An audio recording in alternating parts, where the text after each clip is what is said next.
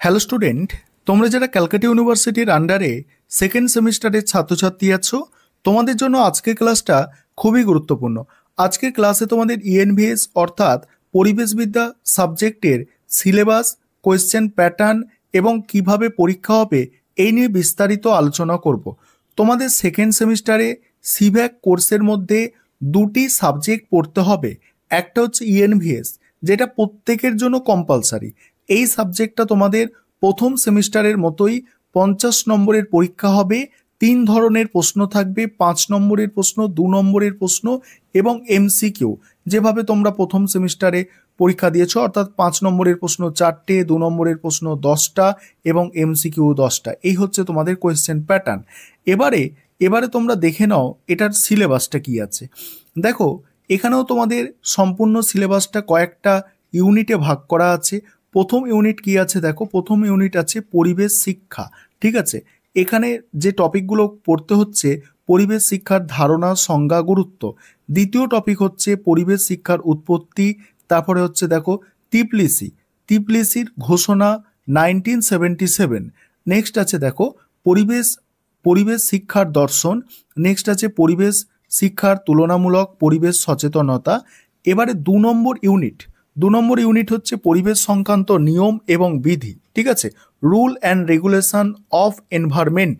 এই যে 2 নম্বর ইউনিট, এর মধ্যে যে টপিকগুলো পড়তে হচ্ছে দেখো, যে টপিকগুলো পড়তে হচ্ছে, প্রথম যে টপিকটা আছে নিয়ম ও বিধানের প্রয়োজনীয়তা, বিভিন্ন ধরনের নিয়ম ও বিধান, পরিবেশ সংক্রান্ত বিধির প্রয়োগের ভুল ও সমস্যা। পরের টপিক হচ্ছে দেখো ভারতে পরিবেশ আইন, বন্যপ্রাণী সুরক্ষা আইন, বন সংরক্ষণ আইন, জল দূষণ ও প্রতিরোধ ও নিয়ন্ত্রণ আইন, বায়ু দূষণ প্রতিরোধ ও নিয়ন্ত্রণ আইন, পরিবেশ সুরক্ষা আইন, জীব বৈচিত্র্য আইন। তারপরে পরের টপিক হচ্ছে আন্তর্জাতিক চুক্তি।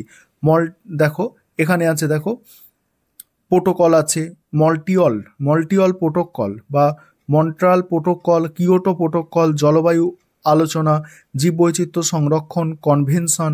এইগুলো হচ্ছে। এবার 3 নম্বর টপিকটা আলোচনা করব। তার আগে যে বিষয়টা বলার আছে, তোমাদের এই যে সাবজেক্টটা আছে, এই সাবজেক্টটা প্রথম থেকে ভালো করে পড়ো।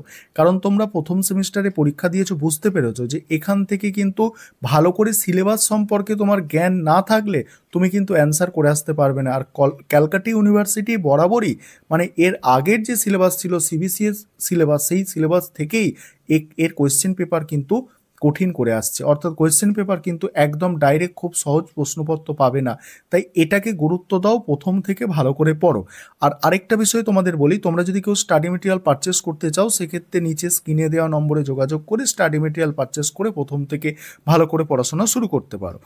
এবার 3 নম্বর যে ইউনিট আছে দেখো, 3 নম্বর ইউনিট হচ্ছে মানব সমাজ ও পরিবেশ। এখানে যে টপিকগুলো পড়তে হচ্ছে দেখো, জনসংখ্যা বৃদ্ধি, পরিবেশ, মানব স্বাস্থ্য ও কল্যাণে প্রভাব। তারপরে দেখো পরের টপিক হচ্ছে পুনর্বাসন ও পুনর্স্থাপনের ধারণা। নেক্সট হচ্ছে পরিবেশ আন্দোলন, এখানে বিষয়ী আন্দোলন, চিপকো আন্দোলন, সাইলেন্ট ভ্যালি আন্দোলন, বৃহৎ বাঁধ আন্দোলন, এগুলো। তারপরের টপিক হচ্ছে দেখো পরিবেশ নৈতিকতা, প্রকারভেদ। তারপরে দেখো ইকো ফেমিনিজম, পরিবেশ সংরক্ষণ, সংস্কৃতির ভূমিকা, এইগুলো। এবার 4 নম্বর ইউনিটটা আলোচনা করব। আর তোমাদের গতবারে যেভাবে পরীক্ষাটা হয়েছিল, অর্থাৎ ইউনিভার্সিটি থেকে কোয়েশ্চেন পেপার তৈরি হয়েছিল, তোমাদের নিজস্ব কলেজে পরীক্ষা দিতে হয়েছে এই সাবজেক্ট ইএনভিএস সাবজেক্টের।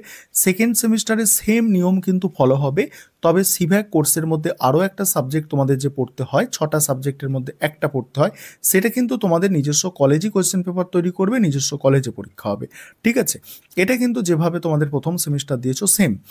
এখানে 4 নম্বর যে অধ্যায়টা আছে দেখো, ইউনিট অর্থাৎ অধ্যায়টা দুর্যোগ সচেতনতা। এখানে দেখো কি কি টপিক পড়তে হচ্ছে, বিপদ, ঠিক আছে, দুর্যোগ, ঝুঁকি, দুর্বলতার মৌলিক ধারণা। তারপরে আছে দেখো দুর্যোগের শ্রেণীবিভাগ, প্রাকৃতিক দুর্যোগ, বন্যা, ভূমিকম্প, ঘূর্ণিঝড়, সুনামি, ভূমিধস, মানবসৃষ্ট দুর্যোগ, এইগুলো। এবার পরের টপিক হচ্ছে দেখো, পরের টপিক প্রাকৃতিক ও মানবসৃষ্ট দুর্যোগের উদাহরণ, মিনামাটার বিপর্যয়, ভোপাল গ্যাস বিপর্যয়, ফুকুশিমা পারমাণবিক বিপর্যয়, কেদারনাথ বন্যা, ঘূর্ণিঝড় আয়লা, কোভিড-19, এগুলো পড়তে হচ্ছে। তারপর হচ্ছে দুর্যোগ ব্যবস্থাপনা, দুর্যোগের সতর্কীকরণ ব্যবস্থা। এবার 5 নম্বর যে ইউনিট অর্থাৎ শেষ যে তোমাদের চ্যাপ্টারটা পড়তে হচ্ছে পরিবেশ সুরক্ষায় পরিবেশ শিক্ষার ভূমিকা। এখান থেকে তোমাদের যে টপিকগুলো আছে দেখো, এখান থেকে আছে দেখো মানে আজীবন শিক্ষার প্রক্রিয়া, ঠিক আছে, আজীবন দেখো লাইফ লং লার্নিং প্রসিডিউর, পরিবেশ শিক্ষার পদ্ধতি, আনুষ্ঠানিক অনানুষ্ঠানিক পরিবেশ শিক্ষা, তারপর হচ্ছে এখানে পরিবেশ শিক্ষার মধ্যে কি কি আছে দেখে নাও, দেখো কুইজ বিতর্ক এইসব আছে। তারপরে দেখো এনজিও ও সরকারি প্রতিষ্ঠানের ভূমিকা। নেক্সট আছে দেখো তথ্য প্রযুক্তি গণমাধ্যমের ভূমিকা, প্রিন্ট ও ইলেকট্রনিক এবং সামাজিক মাধ্যম। এই হচ্ছে তোমাদের সিলেবাস।